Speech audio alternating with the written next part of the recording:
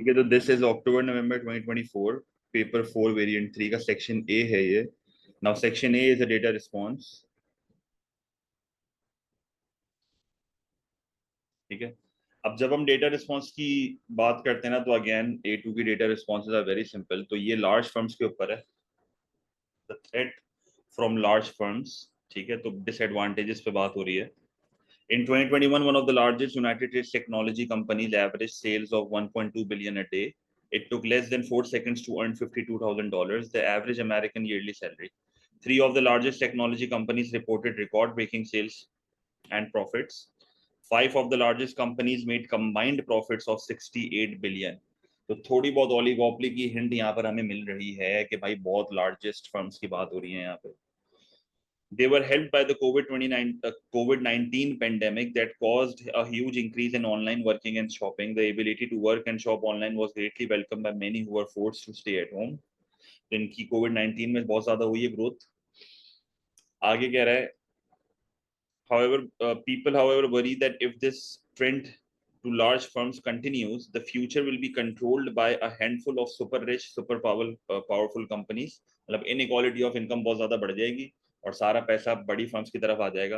They will dominate economic activity. This is not just bad for the economy, it is bad for the consumers and bad for the competition. Also, economic concentration causes unacceptable inequality, जो भी आपको बताया। One powerful firm tried to prevent workers joining a trade union. जाहिर है, जब worker trade union का part बन जाएंगे तो फिर इनको वेजेस बढ़ानी पड़ेंगी और ट्रेड यूनियन नेगोशिएशन करेगी। तो वर्कर्स को भी एक्सप्लॉइट किया जा रहा है, कंज्यूमर्स को भी एक्सप्लॉइट किया जा रहा है, कंपटीशन भी कम किया जा रहा है। Their huge cash reserves mean that they could undercut possible new entrants and prevent competition. Now, competition को prevent करना और कंपटीशन को ड्राइव आउट करना इनके लिए बहुत आसान हो जाता है। Investors will be very of investing in possible competitors, and new owners would be prepared to sell out to dominant firms rather than try and compete. तो takeovers बहुत ज्यादा बढ़ जाएंगे। ठीक है, the size of the firms gives its political power to fight any official or government intervention. Governments are beginning to be aware of this. The chair of the US body that deals with competition law said that there was a range of potential risks created by the large companies. The government is aware of their ability to avoid paying taxes, and their ability to dominate allows them to expand into markets for similar products. अब इस paragraph में ये कह रहा है कि ये इतने पावरफुल हो गए हैं कि गवर्नमेंट को भी ये लोग लड़ सकते हैं, टैक्सेस ये लोग अवॉइड कर सकते हैं, गवर्नमेंट इनको धमकियां नहीं दे सकती क्योंकि एम्प्लॉयमेंट बहुत बड़ी जनरेट कर रहे हैं, टैक्स रेवेन्यू बहुत ज्यादा दे रहे हैं।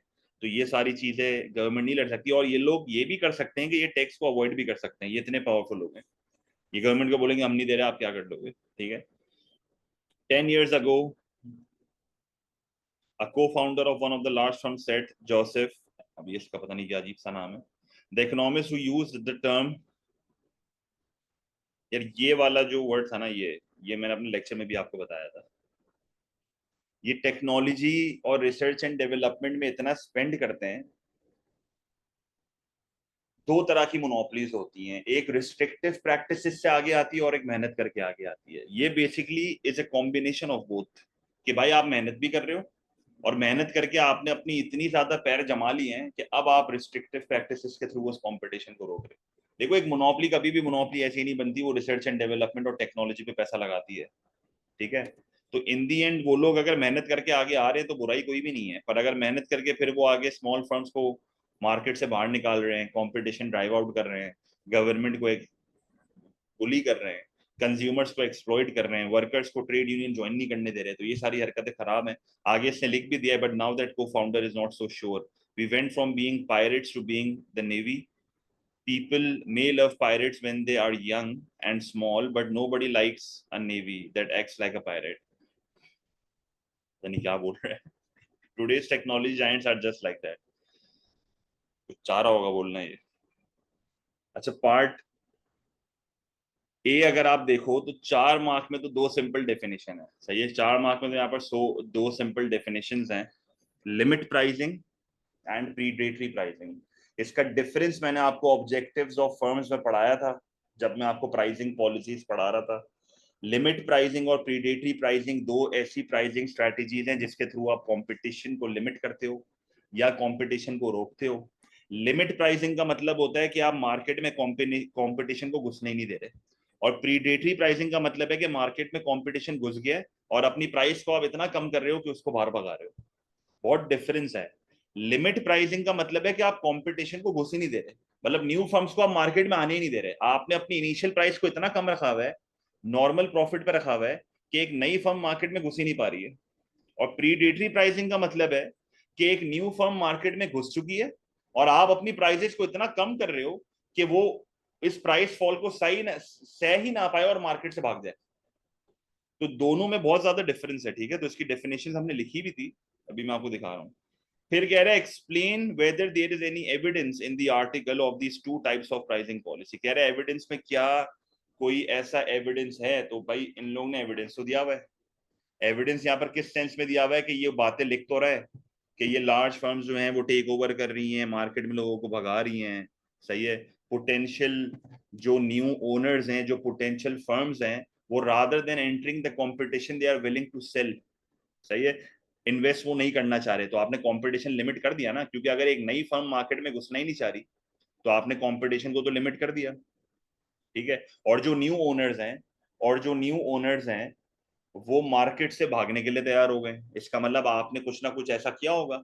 इसका मतलब न्यू कंपटीशन को भी लिमिट किया जा रहा है और जो मार्केट में ऑलरेडी आ गए हैं वो भी बेचने को तैयार हैं, वो कह रहे हैं यार हमसे खरीद लो, हम जा रहे हैं, ठीक है। तो हरकतें तो उल्टी सीधी हो रही हैं।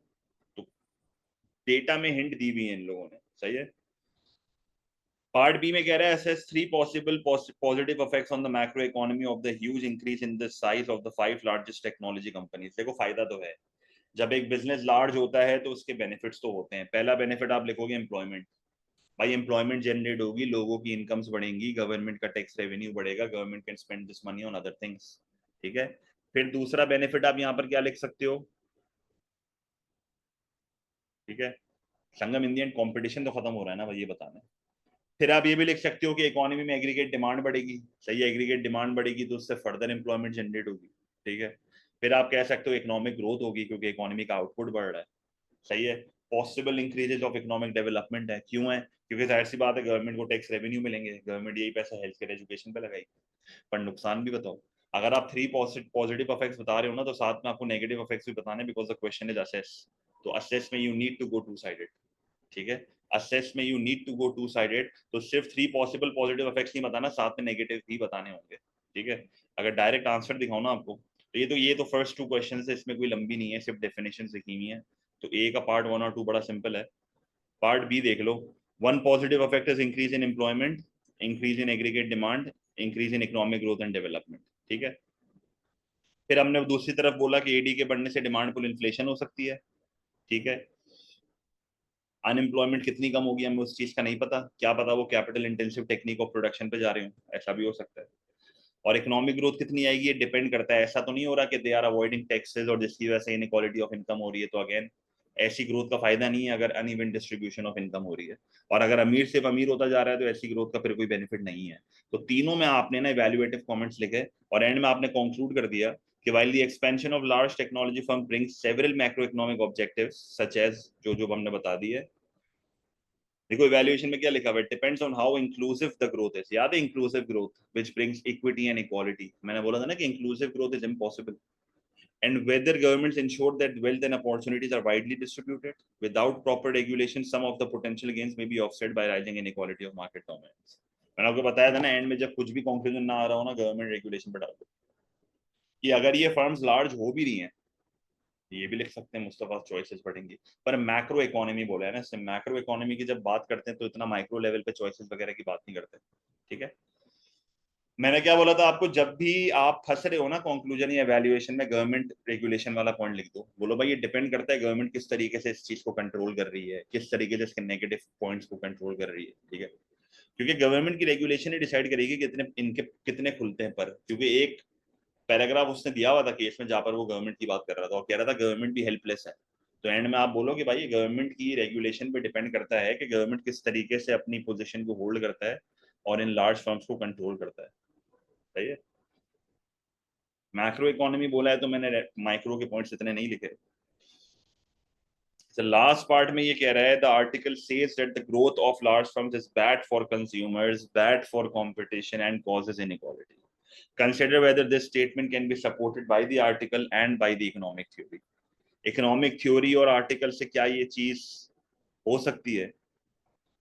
तो पहली चीज तो यार यहाँ पर अगर आप देखो हर तरीके से ये लोग ना तंग तो कर रहे हैं, सही है। पहली चीज, वर्कर्स को ट्रेड यूनियन ज्वाइन नहीं करने दे रहे, पहला मसला। टैक्स को ये लोग अवॉइड कर रहे हैं। छोटी छोटी मार्केट सिमिलर मार्केट्स में एक्सपेंड कर रहे हैं, स्मॉलर फर्म्स को टेक ओवर कर रहे हैं। तो हाँ, ये बैड तो है फॉर कंपटीशन, ये बैड तो है फॉर इनइक्वालिटी। कंज्यूमर्स के लिए भी बैड है, क्योंकि ये स्मॉल फर्म्स को तो ड्राइव आउट कर रहे हैं, तो कंज्यूमर्स के लिए ऑप्शंस तो कम होते जा रहे हैं, ठीक है। थ्योरी के हिसाब से भी बताओ, बोलो कि भाई ग्रोथ ऑफ फर्म से लेस चॉइस होती है, प्राइसेस ज्यादा होती हैं, सही है। रिस्ट्रिक्टेड आउटपुट होता है, हाई प्रॉफिट्स, एब नॉर्मल प्रॉफिट्स होते हैं, ठीक है।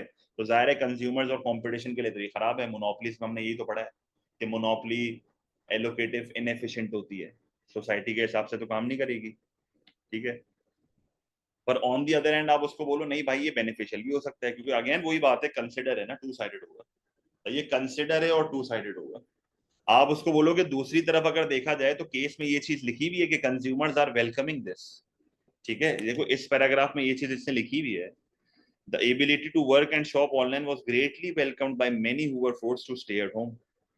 तो आप इन दी एंड उसको बोलोगे अगर ये फर्म्स बड़ी हो भी रही हैं तो कंज्यूमर को फायदा भी हो रहा है, तो आप बोलो कंज्यूमर्स को कहीं ना कहीं बेनिफिट भी हो रहा है। और आप फिर थियोरेटिकल एडवांटेजेस बताओ, बोलो लार्ज फर्म्स को इकोनॉमीज ऑफ स्केल होते हैं, this can reduce prices, encourage innovation and research. एक मोनोपोली कभी भी ऐसी मोनोपोली नहीं बनती, मेहनत करके बनती है, सही है। कोविड के टाइम पे अगर आप सिर्फ ऑनलाइन प्लेटफॉर्म्स की बात करो तो क्यों सिर्फ जूम इतना टॉप पे था? फिर कोविड जब एंड होने वाला था तो माइक्रोसॉफ्ट टीम्स थोड़ा ऊपर आना शुरू हुआ था, वरना क्यों ही सिर्फ जूम ऊपर था? भाई जूम ने अडॉप्ट किया, सही है। अब इस सबके पास चांस है, गूगल मीट के पास भी चांस था, माइक्रोसॉफ्ट टीम्स के पास भी चांस था, स्काइप के पास भी चांस था, जूम के पास भी चांस था, पर क्यों एक टॉप पे आया? क्योंकि उसने एडजस्ट किया, ठीक है। तो आप ये भी बोल सकते हो कि भाई उन्होंने मेहनत करी है तभी वो लोग ऊपर आए। तो आपने उसको केस से भी लिंक करना है और इकोनॉमिक थ्योरी। तो बेसिकली केस के एडवांटेजेस और इकोनॉमिक थ्योरी के एडवांटेजेस, केस के डिसएडवांटेजेस, इकोनॉमिक थ्योरी के डिसएडवांटेजेस, और एंड में अगेन आप कंक्लूड कर दो कि ओवरऑल, ये देखो एंड में वापस आप कंक्लूड कर दो कि ओवरऑल ये लोग कितना रेगुलेट हो रहे हैं उस पर डिपेंड करता है। संगम लिख सकते हैं ये, ठीक है। तो very simple data response micro की है अगर ओवरऑल देखा जाए, थोड़ा बहुत इससे मैक्रो को टच किया हुआ है। तो आपने आर्टिकल के एडवांटेजेस, थ्योरी के एडवांटेजेस, आर्टिकल के डिसएडवांटेजेस, थ्योरी के डिसएडवांटेजेस, और एंड में कंक्लूड कर दिया आंसर। क्लियर है ये चीज?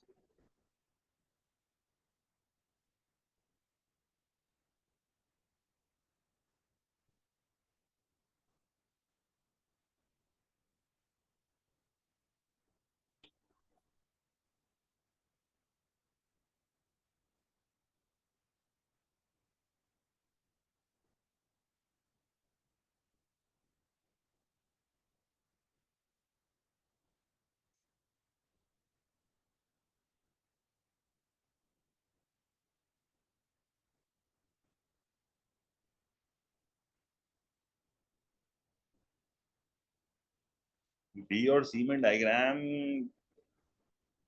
जरूरत तो नहीं है, बनानी है तो बना लो। सी में बना सकते हो मोनोपोली की अगर चाहो तो, पर जरूरत नहीं है। मैं, अगर आपका कंटेंट आपको लग रहा है बी के पेपर में तो आप बना सकते हो, ठीक है।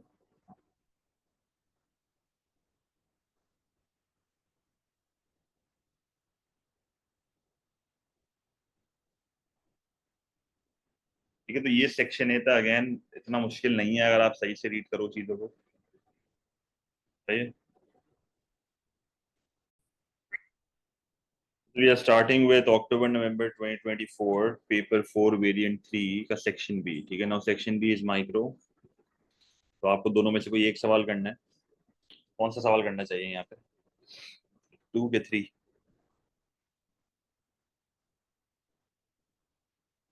2 में बेटा एक चीज का ख्याल रखना, ये कंजम्पशन नहीं लिखा हुआ है बेटा, ये क्या लिखा हुआ है, ठीक है। So you need to be very vigilant here कि आप कंजम्पशन ना लिख दो। नेगेटिव कंजम्पशन ही है, नेगेटिव प्रोडक्शन है, ठीक है। अगर तो नेगेटिव कंजम्पशन बोलता ना ये, या ओपन एंडेड होता। अगर ये नेगेटिव कंजम्पशन होता या ओपन एंडेड होता, तो negative consumption is when marginal private benefit is greater than marginal social benefit. पर क्योंकि सवाल में नेगेटिव,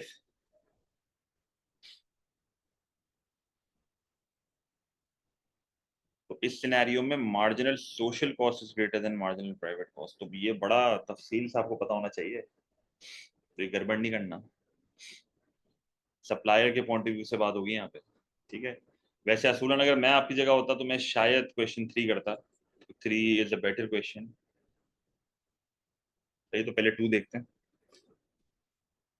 इसमें आपको ये पहले से ही बात बता दी, अगर आप कंजम्पशन समझ रहे हो ना तो गड़बड़ ना हो जाए। So let's look at section B का question number 2. Negative externalities. Negative externalities of production cause market failure. With the help of a diagram, assess the extent to which the introduction of an indirect taxation is likely to address this cause of market failure. कह रहे indirect tax किस हद तक इस market failure के मसले को हल कर देगा। तो मार्केट फेलियर को डिफाइन करा, इनएफिशिएंट एलोकेशन ऑफ रिसोर्सेज होती है according to the society's point of view. Allocative efficiency बताओ क्या होती है, MC is equals to AR. जब मार्केट स्ट्रक्चर्स के क्वेश्चन होते हैं ना तब लिखते हैं। नॉर्मली अगर कोई मार्केट फेलियर का सवाल है ना तो एमएसबी और एमएससी वाली चीज से दिखाना चाहिए। तो this is the diagram which you should make, जिसमें तुम एमएससी और एमएसबी को इक्वल करके दिखाओगे। फिर उसके बाद तुम्हें बताना है कि what is a negative externality of production. तो नेगेटिव एक्सटर्नैलिटीज अगर when the consumption or production of a good produces a cost to the society which is greater than that incurred by an individual consumer or producer. This is sometimes described as a negative spillover effect. We are going for negative production externality because the question is talking about it. So you need to give an example. For example, a factory producing steel may release pollution into the air, affecting the health of nearby residents. These costs to the society are not reflected in the market price of the good, leading to a divergence between the marginal private cost and the marginal social cost. So whenever you discuss negative production externality, हमेशा assume करना कि there are no consumption externalities. सही है। जब भी production externalities को graphically दिखाते हैं, हमेशा assume करते हैं consumption externalities नहीं है। और जब कंजम्पशन एक्सटर्नैलिटीज दिखाते हैं तो अज्यूम करते हैं प्रोडक्शन एक्सटर्नैलिटीज नहीं है।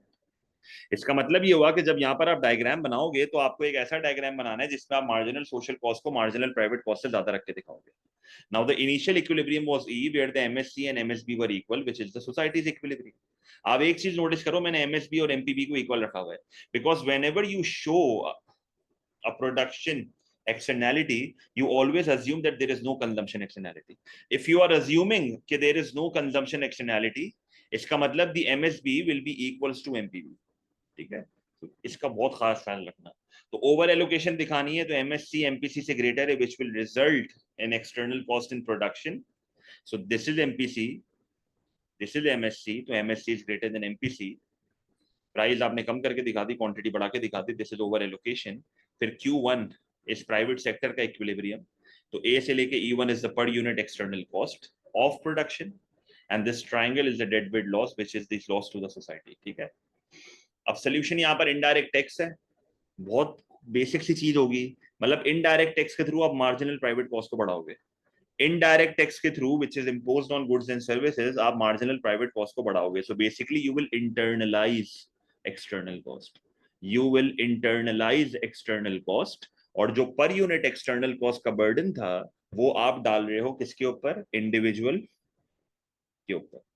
सो आप जब पर यूनिट टैक्स लगाओगे तो आप बेसिकली एमपीसी को पीछे शिफ्ट कर दोगे। जब ये एमपीसी पीछे शिफ्ट हो जाएगा तो प्राइस वापस बढ़ जाएगी, क्वांटिटी वापस कम हो जाएगी और ये जो ट्रायंगल का पूरा डेडवेट लॉस था ये पूरा खत्म हो जाएगा क्योंकि तुम वापसी इक्विलिब्रियम ई पे आ जाओगे। इसका मतलब ये हुआ कि एमएससी में एमपीसी प्लस टैक्स हो जाएगा, एमपीसी प्लस टैक्स हो जाएगा and this tax will be equals to the per unit external cost. तो जब आप इसमें पॉलिसी का डायग्राम बनाते हो ना तो कोई अलग से लाइन नहीं बनेगी, बस सिंपली प्राइवेट कॉस्ट को बढ़ा दोगे। सही है, सिंपली क्या करोगे, प्राइवेट कॉस्ट को बढ़ा दोगे। क्लियर है चीज, ये देख लो। इनडायरेक्ट टैक्स पूरी समझा दी है यहाँ पे मैंने, एमपीसी को सिंपली बस पीछे शिफ्ट कर दिया, तो बड़ा ही बेसिक सा कॉन्सेप्ट है ये, ठीक है। तो always always always remember this कि भाई सबकी अलग अलग तरीके से ग्राफिकली दिखाई जाती है। कंजम्पशन एक्सटर्नैलिटीज तो इस पॉइंट तक आपका बहुत पक्का होना चाहिए, क्योंकि नेगेटिव पॉजिटिव बहुत सवाल हमने देख लिए हैं। ये एक वाइज सवाल है जो 2024 में ये डायरेक्टली पूछ रहा है प्रोडक्शन, वरना मेजोरिटी क्वेश्चंस मैंने अब तक जो देखे हैं वो या तो कंजम्पशन के ऊपर है या ओपन एंडेड है, ठीक है। फिर इवैल्यूएशन में सुफियान बता सकते हो सीबीए के बारे में, पर यहाँ पर ना आपको बहुत स्मार्टली प्ले करना है, और स्मार्टली प्ले करने का मतलब क्या है कि यहाँ पर कंटेंट हमारे पास बहुत शॉर्ट है अगर देखा जाए तो। मतलब इस सवाल में इसने खाली इनडायरेक्ट टैक्स को एनालाइज करने का बोला है, अब मैं ये भी नहीं कर सकता कि मैं डायरेक्ट अपनी तरफ से कोई नई पॉलिसी लेके आ जाऊँ, ठीक है। आनी है बेटे, ये बात की बात है, अभी ये सब ना सोचो, अभी सब पढ़ना है। ये बात की मतलब बेसिकली इनडायरेक्ट टैक्स सिर्फ एक पॉलिसी है, वरना नॉर्मली हम दो पॉलिसी लिखते हैं, तो यहाँ पर एक बहुत स्मार्टली आप प्ले कर सकते हो। और मार्किंग स्कीम में ना इसने एक बड़ी इंपॉर्टेंट बात लिखी हुई थी इस आंसर के, कि मेरी आदत है मैं हमेशा मार्किंग स्कीम और एग्जामिनर रिपोर्ट देखता हूँ ताकि कुछ मिस ना हो जाए। तो एक बड़ी इंपॉर्टेंट बात उसमें लिखी हुई थी एग्जामिनर रिपोर्ट में भी, कि बच्चे ये एनालाइज नहीं करते कि जब इन चीजों की कंजम्पशन या प्रोडक्शन कम हो जाती है, जैसे किसी भी तुम मसले को सॉल्व कर रहे हो तो मसले सॉल्व होने के बाद के फायदे नहीं बताते बच्चे। मतलब बच्चे सिर्फ ये लिख के आ जाते हैं कि भाई क्वांटिटी कम हो गई है। तो ये वाहिद पहली ऐसी मार्किंग स्कीम है जहां पर मैंने देखा है जिधर ये इसने मेंशन किया है, और इसने बोला है कि यार बच्चों को ये तो बताना चाहिए कि क्या फायदे होंगे जब आप इन चीजों की कंजम्पशन या प्रोडक्शन को कम कर दोगे। To analyze the benefits of reducing the negative externality. This was mentioned in the marking scheme and the examiner report. So reducing external costs brings several benefits. First, it improves the allocative efficiency by aligning private and social cost, ensuring that resources are better allocated to reflect the truly societal preferences. It reduces the welfare loss associated with overproduction, as shown in the diagram by the elimination of the deadweight loss triangle. Third, society gains from improved health and environmental outcomes such as pollution and other harmful side effects decline. So you need to mention the advantages. और मैंने बड़ा smartly यहाँ पर play इस तरीके से करना होगा कि एज अ स्टूडेंट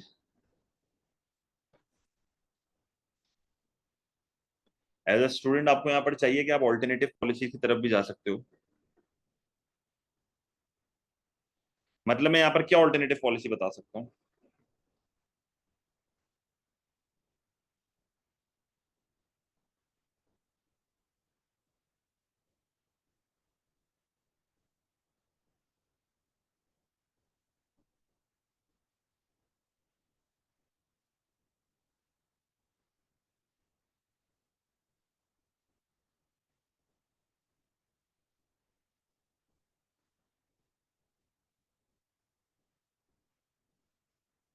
मतलब मेरे पास ऑल्टरनेटिव पॉलिसी का कोई ऑप्शन है यहाँ पे? मतलब ऑल्टरनेटिव पॉलिसी में इंट्रोड्यूस कैसे करूंगा?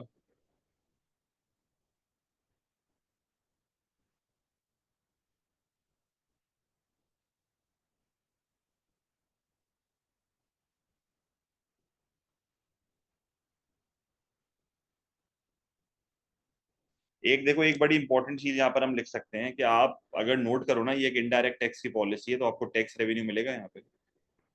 Now this tax revenue can be use for subsidies,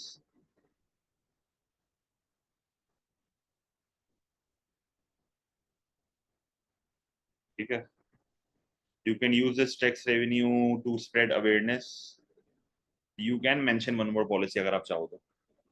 pollution permits होते हैं, बिल्कुल देखो अबू बकर ने बिल्कुल सही आइडेंटिफाई करा जो मैं एग्जैक्टली पॉइंट लिख रहा था। पोल्यूशन परमिट्स भी हो सकते हैं। पोल्यूशन परमिट्स का मतलब है कि आप उनको बोलोगे कि भाई आप इतना पोल्यूट कर सकते हो, उससे ज्यादा नहीं कर सकते। वैसे तो बहुत पॉलिसीज हैं, पर आप नई नई पॉलिसीज इंट्रोड्यूस ना करो, जो आप हमेशा लिख रहे हो वही कर रहे हो। तो आप सब्सिडीज और अवेयरनेस प्रोग्राम्स के बारे में बता सकते हो। मैंने खैर इतनी लंबी नहीं करी है, पर एज अ स्टूडेंट मैं आपको बिल्कुल एनकरेज करूंगा कि एडवर्टाइजमेंट में लंबी कर दो, सही है। कॉर्पोरेशन टैक्स लिख सकते हो, but again it's not traditional policy. You should be ता लिख सकते हैं ये भी, you should be writing about subsidies और पोल्यूशन पर और अवेयरनेस। अवेयरनेस सबसे अच्छी चीज है, ठीक है। तो यहाँ पे मैंने इसका पैराग्राफ दिया हुआ है, इसको देख लेना। मतलब इसको मैं इधर ही लिख देता हूँ, एक मिनट।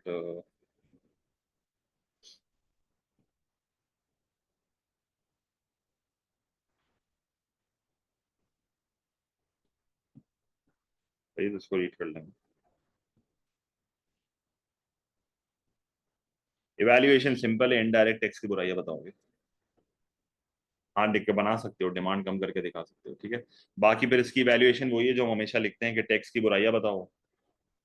एक पर यूनिट टैक्स नहीं बता सकते, और सीबीए का यूज करना पड़ेगा। टाइम टेकिंग पॉलिसी है, रिग्रेसिव नेचर के टैक्सेस होते हैं, ठीक है। दूसरी पॉलिसी ज्यादा बेहतर काम कर सकती है। तो बड़ा ही सिंपल इवैल्यूएशन है, you should not be facing an issue in this, ठीक है। क्लियर है ये चीज। पर इसका जो अगला सवाल है ना वो बड़ा अच्छा है, इससे आसान है। मतलब ये तो बहुत ज्यादा ही आसान था, इसके बाद वाले पर यहाँ पर आप उसमें ना फंस जाओ, बस कंजम्पशन प्रोडक्शन में। सही पॉइंट्स बता रहे हो सारे, ठीक है, सही पॉइंट्स बता रहे हो सारे। क्लियर है।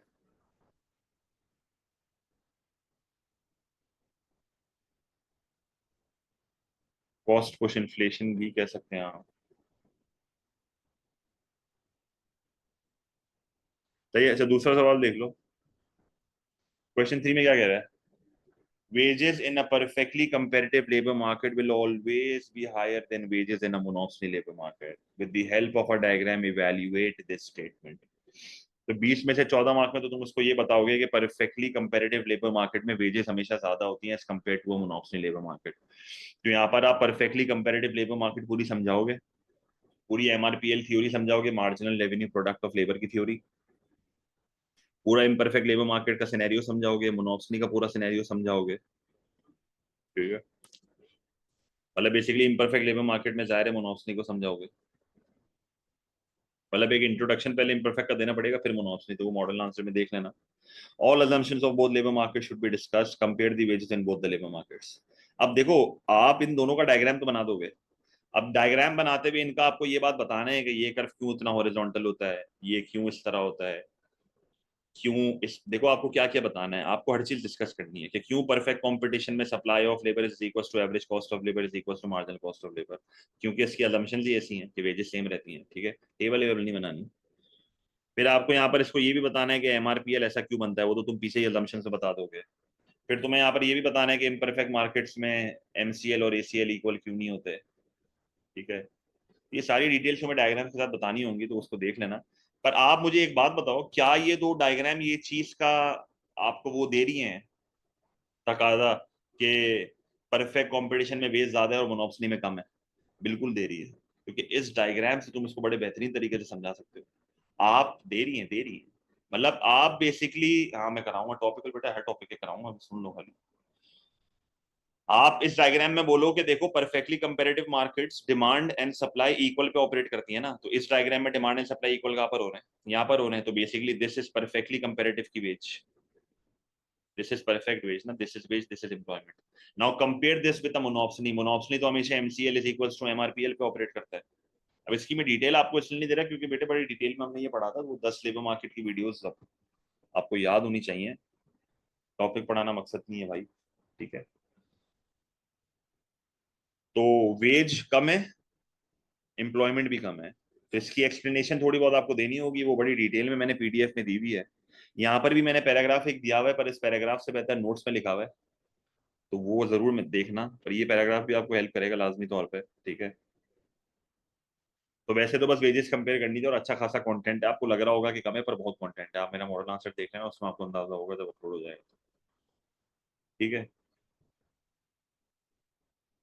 हाँ मतलब आप बोलो monopoly has the power to exploit the labour ना, तो आपको ये सारी इवैल्यूएशन एनालिसिस देनी पड़ेगी। अब वापस सवाल पढ़ो इवैल्यूएशन के लिए। आपको यहाँ पर बोल रहा है कि क्या परफेक्टली कंपेटिटिव लेबर मार्केट में हमेशा ज्यादा वेज होगी मोनोपोली से? पर बोलो मोनोपोली में कुछ सिनेरियोस तो होते हैं जहां पर वेज बढ़ जाती है। क्या पता ट्रेड यूनियन आ जाए, ट्रेड यूनियन आएगा तो वो हायर वेजेस नेगोशिएट करेगा। क्या पता गवर्नमेंट मिनिमम वेज लगा दे, तो उससे भी वेज बढ़ जाएगी। क्या पता ट्रेड यूनियन अपने वर्कर्स की प्रोडक्टिविटी को बढ़ा दे, तो उससे भी वेज बढ़ जाएगी। मतलब there are scenarios where the wage might increase in monopoly and it might exceed the perfectly comparative की वेज। ट्रेड यूनियंस में इतनी पावर होती है कि वो वेज बढ़ा सकती है, या कम से कम परफेक्ट मार्केट की इक्वल तो कर ही सकती है ना। मतलब आप अगर एक ट्रेड यूनियन हो या आप अगर एक गवर्नमेंट हो, तो you will always try to maintain this wage, right? So you can always increase this wage through negotiations and impose a minimum wage over here, और you can negotiate with the trade union and increase the wages, ठीक है। ये बड़ा simple है। Bilateral monopoly, yes, जो monopolist union होती है, ठीक है। Elasticity of demand and supply of labour के ऊपर भी डिपेंड करता है, बिल्कुल लिख सकते हो। तो मैंने इवैल्यूएशन में ये सारे पॉइंट्स लिखे हैं। ठीक है, इसके डायग्राम्स भी सारे मैंने डायल में, पर डायग्राम्स बनाने की जरूरत नहीं है इतनी। ठीक है, तो वेरियस फैक्टर्स पे डिपेंड करता है। पहला ट्रेड यूनियन है, ठीक है, इलास्टिसिटी भी लिख दिया है, कैपिटल और लेबर की सब्स्टिट्यूशन के भी ऊपर भी डिपेंड करता है, मिनिमम वेजेस का भी लिख दिया है। तो ये ऑलवेज का वर्ड बिल्कुल गलत है, you will always have to disagree, you will always have to disagree with the statement. इस केस में ऑलवेज वाली बात बिल्कुल गलत बोली हुई है भाई साहब ने। ठीक है, तो क्या क्या केसेज है देखो, ये रहे। मोनोप्सियस यूनियन वेज को बढ़ा देगी नेगोशिएट करके, मोनोप्सियस यूनियन वेज को बढ़ा देगी नेगोशिएशन करके। कभी अच्छा एक और पॉइंट भी लिख सकते हो कि ट्रेड यूनियन सप्लाई को रिस्ट्रिक्ट कर देती है, तो इससे भी वेजेस बढ़ जाती हैं। गवर्नमेंट मिनिमम वेज लगाएगी, इससे भी वेजेस बढ़ जाती हैं। ट्रेड यूनियन वर्कर्स की लेबर प्रोडक्टिविटी बढ़ा दे, इससे भी वेज बढ़ जाती है। बहुत ऐसे पॉइंट्स हैं जो एवेल्युएशन में आ सकते हैं, सही है। तो एम्प्लॉयमेंट अनएम्प्लॉयमेंट की तो संगम यहाँ पर बात ही नहीं हो रही ना, यहाँ तो वेज पे बात हो रही है। समझ आ गया?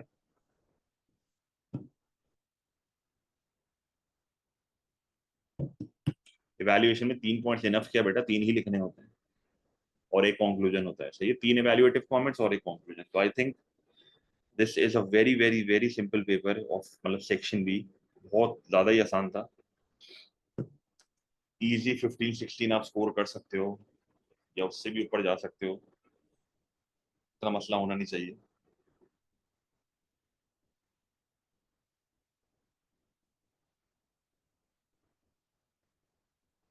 आप तो सकते हैं, पर वही बात है, बहुत परफेक्ट आंसर होना चाहिए। ठीक है,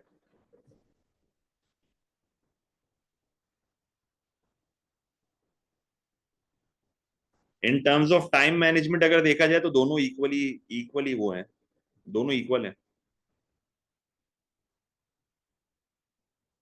हमने बेटा आपको समझ नहीं आ रहा क्यों आए?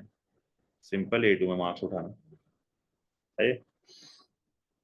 टाइम मैनेजमेंट के हिसाब से देखे तो दोनों ठीक है, है।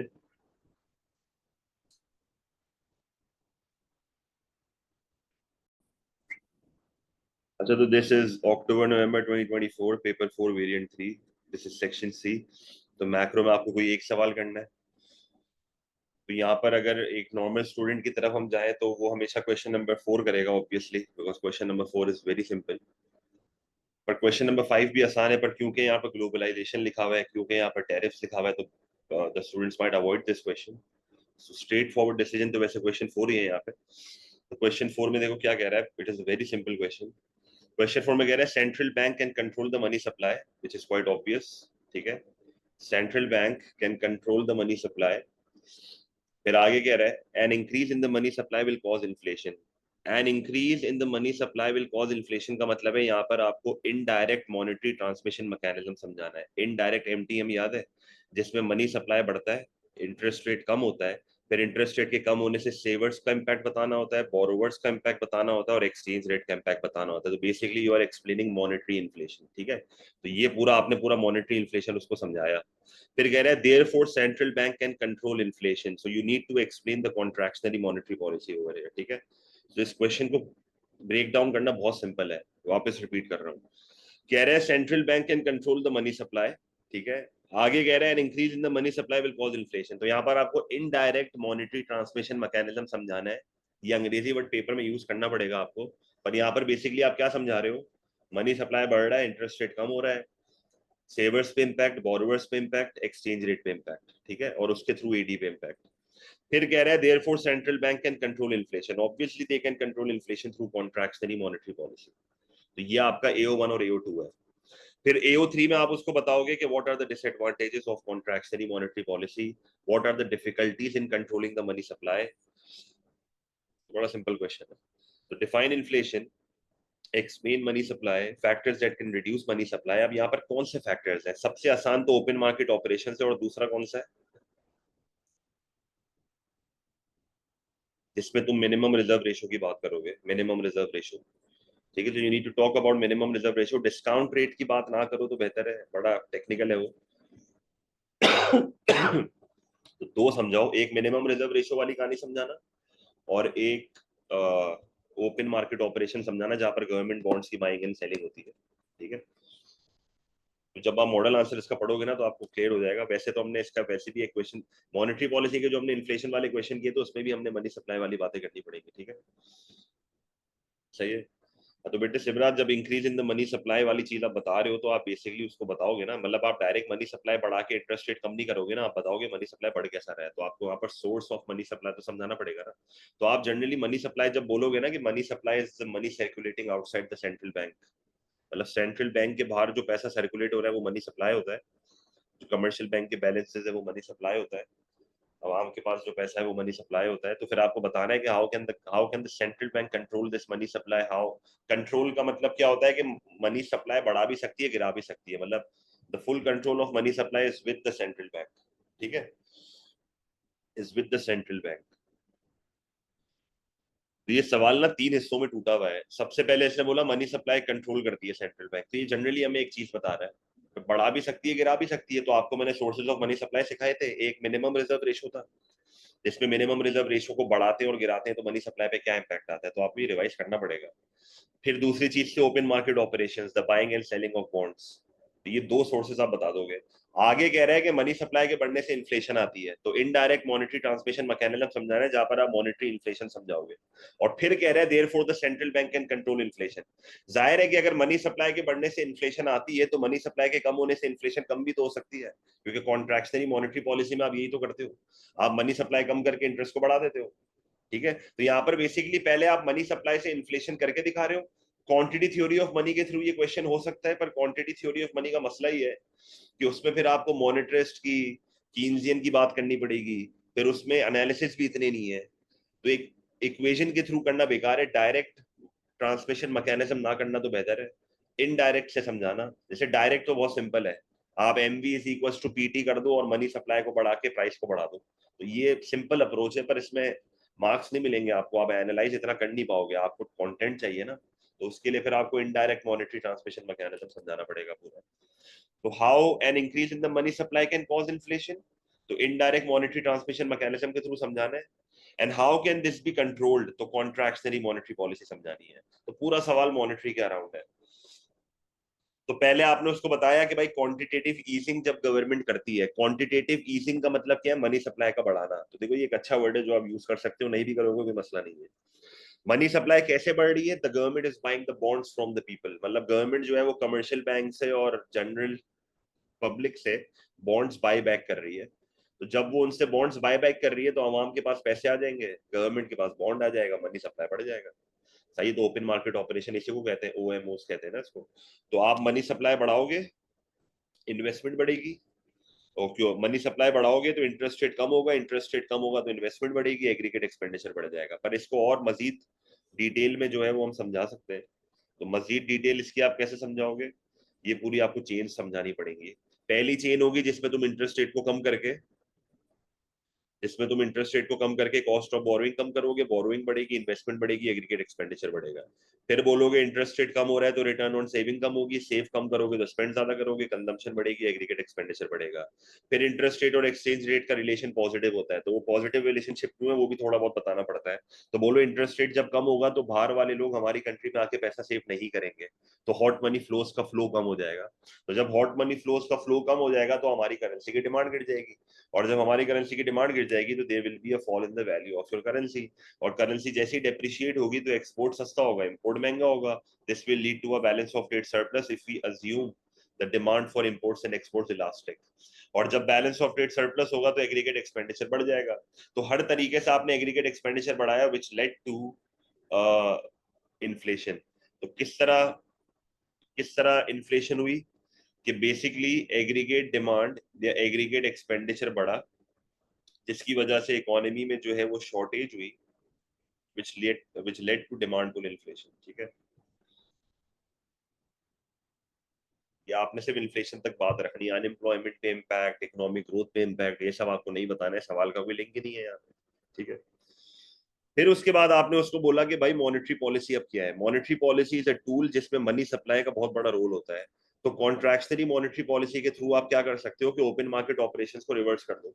ओपन मार्केट ऑपरेशंस को रिवर्स करने का मतलब क्या है कि इस बार गवर्नमेंट अपने बॉन्ड्स को इशू करेगी या वो मिनिमम रिजर्व रेशो से खेलेगी।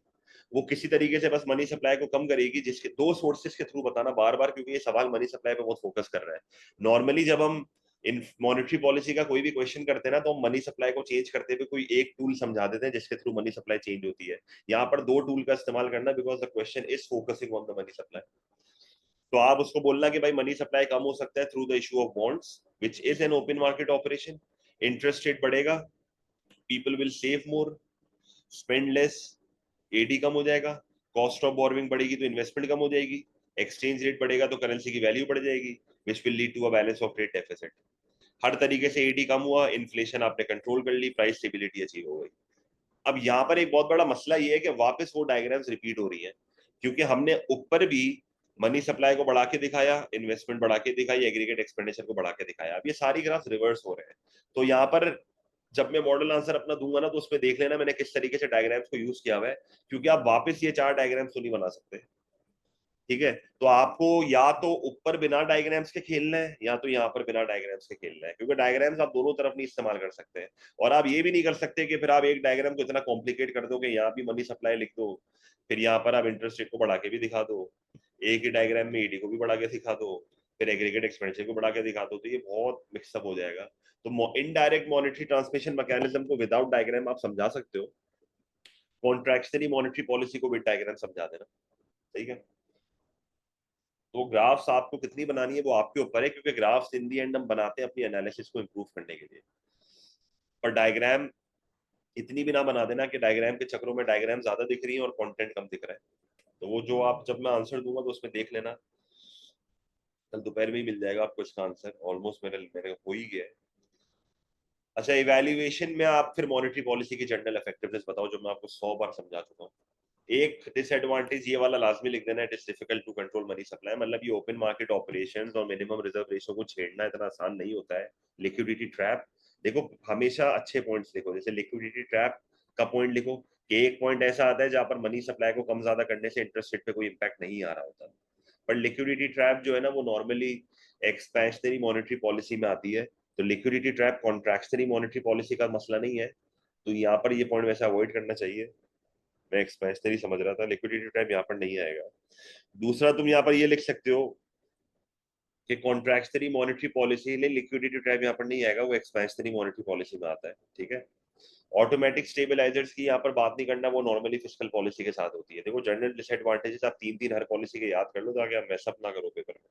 ठीक है, उसके थ्रू भी वैसे आप बता सकते हो, पर मॉनेटरी पॉलिसी पे रहो तो बेहतर है, एक्सचेंज रेट में इतना ना घुसो इसमें। मतलब आप एक पॉइंट तो बेसिक टाइम लैग वाला लिख देना, दूसरा पॉइंट आप ये लिख देना कि मनी सप्लाई को कंट्रोल करना मुश्किल है, दूसरा आप ये लिख देना कि आप जो है वो बेसिकली इन्फ्लेशन को कंट्रोल कर रहे हो। तो अगर तो इकोनॉमी में डिमांड पुल इन्फ्लेशन है, ठीक है, लिक्विडिटी ट्रैप वाला पॉइंट हम नॉर्मली जब लिखते हैं जब आप मनी सप्लाई को बढ़ा रहे होते हो, तो वो एक्सपेंशनरी मॉनेटरी पॉलिसी में लिखते हैं हम लिक्विडिटी ट्रैप। आप रिवाइज भी करना, मैंने लिक्विडिटी ट्रैप आपको कॉन्ट्रैक्शनरी मॉनेटरी पॉलिसी में नहीं सिखाया था, एक्सपेंशनरी में सिखाया था। अनइंटेंडेड कॉन्सिक्वेंस का आप लिख सकते हो कि भाई इन्फ्लेशन को कंट्रोल करने के चक्रों में फुल एम्प्लॉयमेंट का ऑब्जेक्टिव अचीव नहीं होगा, इकोनॉमिक ग्रोथ का ऑब्जेक्टिव अचीव नहीं होगा। ठीक है, फिर आउटपुट गैप इकोनॉमी में कितना है, ये भी एक बहुत बड़ा मसला है। अब इन्फ्लेशन का मतलब है पॉजिटिव आउटपुट गैप, तो आउटपुट गैप कितना है उसके अकॉर्डिंगली आपको पॉलिसी लगानी है। तो ये बहुत सारे इवैल्यूएटिव कमेंट्स हैं जो यहाँ पर आप लिख सकते हो। तो ये बड़ा आसान सवाल था और अटेम्प्ट भी यही करना चाहिए। फिर आप उसको ये भी कह सकते हो कि भाई मॉनेटरी पॉलिसी और मनी सप्लाई के पीछे क्यों पड़ गए हो, सप्लाई साइड पॉलिसी चूज कर लो, ये भी एक तरीका है। ठीक है, ठीक है, तो दिस वाज क्वेश्चन नंबर 4, जो कि मेरे हिसाब से बड़ा आसान था। ये पूरा वही वाला क्वेश्चन है, बस इसमें आपको मॉनेटरी इन्फ्लेशन समझानी है, बस ऐड करनी है, बाकी सारी चीजें सेम ही है। सप्लाई साइड आप ऐसे बताओगे कि आप उसको बोलो कि भाई आप कॉज ऑफ इन्फ्लेशन तो देखो, अगर आपकी इकोनॉमी में सप्लाई लेड इन्फ्लेशन है, कॉस्ट पुश इन्फ्लेशन है, तो फिर तो सप्लाई साइड से बेहतर कोई पॉलिसी नहीं है। ये भी कह सकते हो आप, कॉज ऑफ इन्फ्लेशन वाला पॉइंट आ सकता है।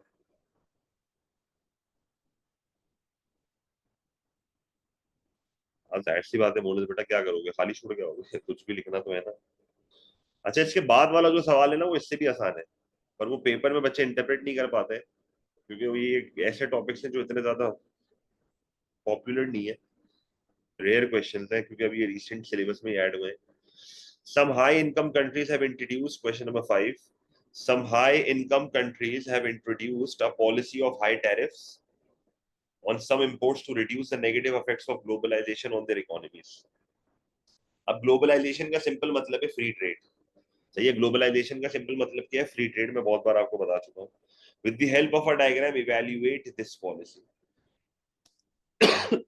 तो आप उसको ग्लोबलाइजेशन पहले समझाओगे पूरी. हाई इनकम कंट्री के कैरेक्टरिस्टिक्स बताओ कि प्रोडक्टिविटी हाई होती है, डिपेंडेंसी रेशियोज कम होते हैं, हाई जीडीपी पर हेड होता है, डाइवर्सिफाइड इकोनॉमीज होती है, they focus on the secondary and the tertiary sectors. ठीक है. फिर आप उसको बताओ what are the negative effects of globalisation. क्योंकि देखो अगर ये टैरिफ लगा रहा है, ऐसे नहीं सवाल आता है कि मार्केट फेलियर की पॉलिसीज बता दो, तो पॉलिसीज बताने से पहले आप उसको कॉज बताते हो ना. तो यहाँ पर कह रहा है कि टैरिफ लगा रहे हैं ग्लोबलाइजेशन के नेगेटिव इंपैक्ट्स को खत्म करने के लिए. तो पहले तो उसको बताओ what are the negative impacts of globalisation, then you will apply the policy and then you will explain the advantages of the policy, और फिर इवैल्यूएशन में टैरिफ की बुराइयां बताओगे. तो सवाल को ब्रेक करना सीखो. वर्डिंग से आपको खेलना है यहाँ पे. वो बेसिक चीज हमेशा याद रखना जो आपको पहली क्लास में सिखाई थी कि पहले हमेशा बिल्डिंग की बेस बनती है. आप बिना बेस बताए टैरिफ नहीं लग सकते. आप उसको ग्लोबलाइजेशन के नेगेटिव इंपैक्ट्स बताओगे, पहले फ्री ट्रेड के नेगेटिव इंपैक्ट्स बताओगे, और फिर टैरिफ लगा के मसले को हल करके टैरिफ के एडवांटेजेस बताओगे, और फिर इवैल्यूएशन में टैरिफ की बुराइयां बताओगे. 6 मार्क यहाँ पर इधर इसी चीज के. Some high income countries have introduced a policy of high tariffs on some imports to reduce the negative effects of globalization. तो नेगेटिव इफेक्ट्स ऑफ ग्लोबलाइजेशन को बताने के बाद आपने टैरिफ बताना है, और फिर टैरिफ के एडवांटेजेस बताने हैं, और फिर इवैल्यूएशन पे जाना है. तो नेगेटिव इफेक्ट्स ऑफ ग्लोबलाइजेशन क्या क्या होते हैं? बेसिक 3 यहाँ पर लिखे हुए. फ्री ट्रेड के डिसएडवांटेज वैसे तो बहुत है, तो मैं ना यहाँ पर पहले अपनी एएस वाली फाइल खोल लेता हूँ, उस पर ज्यादा बेहतर लिखा हुआ है, चेंज उसमें बनी हुई है, तो आपको आसानी से समझ आ जाएगा. एक मिनट रुको.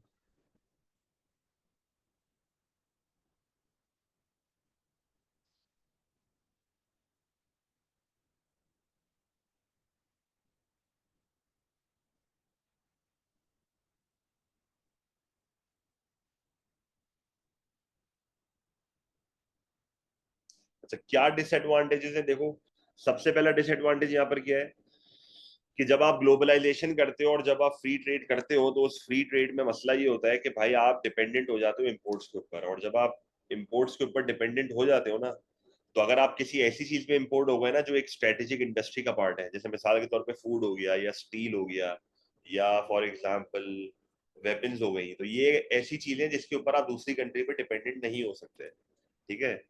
फिर आप ये भी कह सकते हो कि दिस में lead to current account deficits. Globalisation का सबसे बड़ा इंपैक्ट जो है ना वो डेवलप्ड इकोनॉमीज में आया है, क्योंकि उनकी करंट अकाउंट डेफिसिट्स हो रहे हैं. क्योंकि डेवलप्ड इकोनॉमीज और हाई इनकम कंट्रीज में ना लोगों के पास पैसा बहुत होता है, तो वो लोग फिर इंपोर्ट्स बहुत करते हैं. जैसे यूएस के साथ यही मसला है, तभी तो इतने बीच में टैरिफ लगाए थे. डोमेस्टिक इंडस्ट्रीज वहां पर हर्ट हो रही है, क्योंकि लोग पैसा तो कमा रहे हैं, टर्शरी सेक्टर से पैसा तो कमा रहे हैं, पर उनकी बाकी इंडस्ट्रीज पे बहुत इंपैक्ट आ रहा है क्योंकि लोग इंपोर्ट्स कर रहे हैं. ठीक है. तो जब लोग इंपोर्ट्स कर रहे हैं ना, तो दिस में lead to current account deficits. ठीक है. फिर आप ये भी कह सकते हो कि भाई ग्लोबलाइजेशन का एक और बहुत खतरनाक इंपैक्ट ये है कि globalisation has led to international specialisation. सही है. तो इंटरनेशनल स्पेशलाइजेशन का मसला ये है कि आप कंपैरेटिव एडवांटेज के बेनिफिट्स तो गेन करना स्टार्ट कर दोगे कि आप एक चीज में स्पेशलाइज हो जाओगे, आपकी कॉस्ट कम होगी, आपकी दुनिया में रेपुटेशन बिल्ड होगी, आप जो है वो एक्सपोर्ट कर पाओगे. पर मसला यहाँ पर ये है कि आपके रिसोर्सेज एग्जॉस्ट होना शुरू हो गई है. जैसा सऊदी अपने ऑयल को बहुत ज्यादा एक्सप्लॉइट करना शुरू हो गया था, तो वो अब थोड़ा डाइवर्सिफाई कर रहा है अपने आप को. तो ये भी एक बहुत बड़ा मसला है. और डोमेस्टिक इंडस्ट्रीज पे तो इम्पैक्ट आ ही रहा है. तो इंडस्ट्री आर्ग्यूमेंट भी आप लिख सकते हो, infant industry, declining industry, strategic industry. तो बड़ी सिंपल अंग्रेजी में इसको ये 40 चीजें समझानी है, और मैंने यहाँ पर 3 लिखे हुए हैं. पर इन 3 से बेहतर वैसे ये और अच्छे पॉइंट्स है जिसको आप खुद लिख सकते हो, तो मैं मॉडल आंसर में इन पॉइंट्स को यूज करूंगा. और फिर उसके बाद जो है ना, अब आपको टैरिफ इंट्रोड्यूस करनी है. आपको बताना है कि इन मसलों को हल करने के लिए डेवलप्ड इकोनॉमीज और हाई इनकम कंट्रीज जो है ना वो टैरिफ्स का इस्तेमाल कर रही है. और जब वो टैरिफ्स का इस्तेमाल कर रही है ना, तो इसके थ्रू वो लोग अपने इंपोर्ट्स को महंगा कर रहे हैं. और जब वो लोग इंपोर्ट्स को महंगा कर रहे हैं, तो इससे क्या हो रहा है कि people are switching to domestic industry, जिसकी वजह से करंट अकाउंट डेफिसिट जो है ना वो कम होना शुरू हो गए. ठीक है. तो आप टैरिफ का बेसिक डायग्राम बनाना जिसमें आप वर्ल्ड प्राइस को बढ़ा के दिखा दोगे, पहले इंपोर्ट्स इतने हो रहे थे और अब इंपोर्ट्स इतने हो रहे हैं। तो ये वही एएस वाला बेसिक ग्राफ है कि पहले डोमेस्टिक सप्लाई, डोमेस्टिक डिमांड, फिर आपने वर्ल्ड सप्लाई बनाना है। जब वर्ल्ड में एक चीज सस्ती होती है ना, तो डोमेस्टिक प्रोड्यूसर को भी सस्ता देना पड़ता है। पर डोमेस्टिक प्रोड्यूसर ये कहता है कि मैं इस प्राइस पे सिर्फ इतना ही बनाऊंगा, पर इस प्राइस पे डिमांड इतनी होती है, तो जो शॉर्टफॉल होता है वो इम्पोर्ट होता है। फिर जब आप टैरिफ लगाते हो तो वर्ल्ड प्राइस बढ़ जाती है। जब वर्ल्ड प्राइस बढ़ जाती है तो डोमेस्टिक प्रोड्यूसर थोड़ी बहुत अपनी सप्लाई बढ़ा देता है, एंड डोमेस्टिक कंज्यूमर्स अपनी थोड़ी बहुत डिमांड कम कर देते हैं। तो अब जो शॉर्टेज का शॉर्टफॉल है वो बहुत कम हो गया है, तो फिर इम्पोर्ट्स भी कम होंगी। सही है, तो बेनिफिट्स बताओ। बोलो आउटफ्लोज कम हो रहे हैं, इंपोर्टेड एक्सपेंडिचर कम हो रहा है, करंट अकाउंट डेफिसिट्स कम हो रहे हैं, गवर्नमेंट को टैक्स रेवेन्यू मिल रहा है, गवर्नमेंट ये पैसा इकोनॉमी पे लगा सकती है, which can improve the health care of the economy, which can improve the education of the economy. तो आप बोलो कंट्री का ह्यूमन डेवलपमेंट इंडेक्स इंप्रूव होगा, एचडीआई का वर्ड यूज करो। बोलो मटेरियल लिविंग स्टैंडर्ड बढ़ेगा, people will earn more, multiplier effects आएंगे इकोनॉमी में, डोमेस्टिक इंडस्ट्रीज बूस्ट करेंगी, एम्प्लॉयमेंट बढ़ेगी। बहुत सारे बेनिफिट्स हैं जो यहाँ पर आप लिख सकते हो। ठीक है, ये बहुत अच्छे पॉइंट्स है। फिर जो है एंड में आप अपने आंसर को इवेल्युएट करोगे और बोलोगे कि देखो टैरिफ लगाना तो बहुत आसान है, सबसे बड़ा मसला रिटेलिएशन है। सही है, जो भी रिसेंटली हुआ भी था दुनिया में, तो रिटेलिएशन होती है, आपके रिलेशंस दूसरी कंट्रीज के साथ खराब हो जाते हैं। अगर आपकी आवाम के पास बहुत ज्यादा पैसा है और उन लोगों ने इम्पोर्ट्स की डिमांड को इनइलास्टिक रखा हुआ है, तो फिर कोई फर्क नहीं पड़ेगा। कंज्यूमर की चॉइसेस को आप रिस्ट्रिक्ट कर रहे हो, क्या पता स्टैंडर्ड ऑफ लिविंग कम हो जाए, क्या पता डोमेस्टिक इंडस्ट्री में इतना ज्यादा बर्डन आ जाए कि शॉर्टेज होना शुरू हो जाए, विच में lead to demand pull inflation. Domestic suppliers आपके इनएफिशिएंट हो जाएंगे, जैसे पाकिस्तान के साथ हुआ है लोकल कार इंडस्ट्री में, कि इम्पोर्टेड गाड़ियों में इतना टैक्स लगा दिया कि लोकल कार इंडस्ट्रीज अब बिना एयरबैग की गाड़ियां भी देते तो लोग खरीद लेते हैं। ठीक है, तो मोनोपोली पावर क्रिएट होने के चांसेस है। तो जनरल टैरिफ को, इसको डिसएडवांटेजेस उसको बताओ, और फिर एंड में आप अपने आंसर को कंक्लूड इस तरीके से कर सकते हो, this can also lead to cost push inflation. बिल्कुल, क्योंकि रॉ मटेरियल बिल्कुल, अगर आपने कैपिटल गुड्स पे लगा दिया, रॉ मटेरियल पे लगा दिया, तो ये तो मसला है। लग्जरी गुड्स पे लगा रहे हो वो अलग बात। तो आप ये भी लिख सकते हो, depends on the type of the things government इस पे टैरिफ लगा रही है। तो आप बोलो गवर्नमेंट को बहुत सेलेक्टेड टैरिफ्स लगाने पड़ेंगे, सेलेक्टेड टैरिफ्स लगाने पड़ेंगे रॉ मटेरियल्स और कैपिटल गुड्स पे। अगर नहीं लगा रहा तो ये फ्रूटफुल हो सकती है पॉलिसी।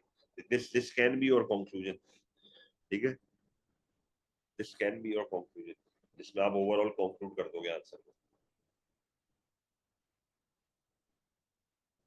तो आप ये भी लिख सकते हो, जैसे आजकल एएस में एक बहुत अच्छा पॉइंट एग्जामिनर ने भी मेंशन किया था और काफी टीचर्स भी लिखते हैं, उसमें एक एक अप्रोच ये है कि there should be a balanced approach. Balanced approach का मतलब है कि you can have a mixture of free trade and ये टैरिफ वगैरह। जैसे आप सेलेक्टेड चीजों पे टैरिफ लगाओ, कुछ चीजों को फ्री ट्रेड रखो, तो इससे क्या होगा कि एक बैलेंस रहेगा, फ्री ट्रेड के भी एडवांटेजेस मिलेंगे, टैरिफ के भी एडवांटेजेस मिलेंगे। ठीक है, तो ये सारी बातें आप लिख सकते हो। मोनिस, आप सिर्फ मेरे आंसर से रेफर करोगे बेटा, आप जो मॉडल आंसर है अपने छोड़ दो अभी, पुराने वाले को, उसमें बहुत गलतियां थी। ठीक है, तो ये आपका जो है ना, इसका सेक्शन सी था। अगेन आसान था, क्वेश्चन 4 तो बहुत आसान था।